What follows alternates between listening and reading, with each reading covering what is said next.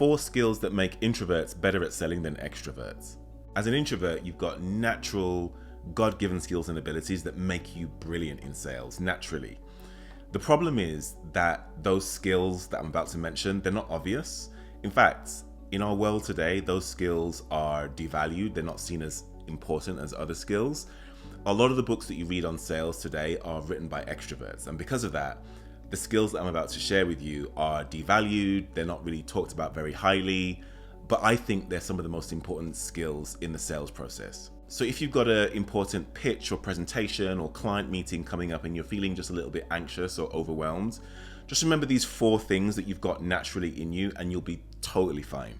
Number 1, you've probably prepared better than anyone else.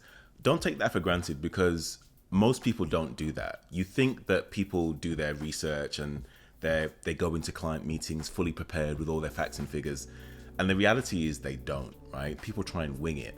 And when you do your research, when you're prepared with your facts and figures and you understand their competitors and their audience and you understand their challenges and you understand more about their industry and you share some insights that's really valuable to them, let me tell you, that stuff hits the client like a ton of bricks because it shows them that you're interested, it shows them that you care, it shows them that you've taken the time to really put them at the center. And as I said, most people don't do that. So straight away, you've differentiated yourself from 99% of all your other competitors out there that are trying to wing it. Number 2 is you've probably got quite a quiet but firm speaking style. Now, most people think, okay, introverts, they're quiet. That means there must be pushovers. Let me tell you, you're no pushover. Introverts, we're no pushovers, right? Just because we're quiet doesn't mean that we're pushovers. Because you're loud or aggressive doesn't mean that that's effective either.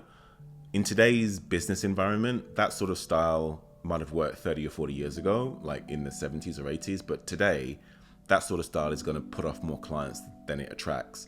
Because you've got quite a quiet and firm speaking style, it shows that you're assured, it shows that you're confident, and it shows that you're in control of the conversation. Number 3 is you rarely speak without thinking. And as introverts, this is really big because we spend a lot of time in our own heads, right? So before we say anything, we've probably thought about that thing 3, 4, 5, 6 times, if not more. And that's really powerful because by the time we actually say something, by the time the words leave our mouths, whatever we say generally lands with a lot more impact than if we just blurt something out, which is what introverts have a tendency to do. So this is really powerful in a B2B consultative process because number 1, it allows you to really deeply understand, hey, what does the client actually need?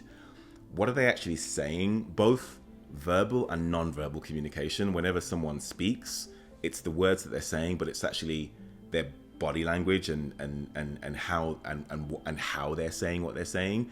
So when you actually listen more, you actually observe that sort of stuff more.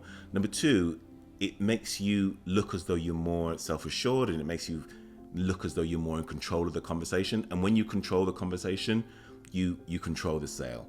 And then probably the most important thing is that it just makes the client feel like you're putting them at the center of the conversation. Like when the client really feels that they've been listened to and that they are your world, like you've got all the time in the world and you're willing to listen to anything that they have to say, it really makes them feel appreciated. And don't underestimate that. That's a really powerful one, which a lot of salespeople who are typically quite on the extroverted spectrum don't do. Number 4 is you ask great questions, but you actually listen to the answers. And this is huge in B2B selling because number 1, it shows a lot of respect for the client. Clients 9 times out of 10 just want to be listened to. Like with all the stuff that's going on in their companies and in their lives and in their personal lives, it's very rare that someone just takes the time to sit down and just listen with no judgment, with no ego, with no ulterior motive, just to listen. Like that is so powerful. And when people feel like they've been listened to, they're much more likely to seek your advice. Number 2, you don't presume anything. When you listen, you don't presume what the client's going to say.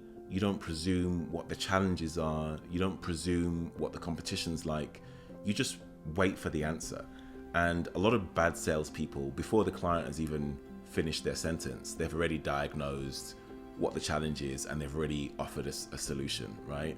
And number 3, you show that you're focused on the client and not on yourself. And like, if there's one piece of advice that I would give you in sales, it's about just putting the client first, putting them at the center, making them feel that you've got all the time in the world and you're there for them.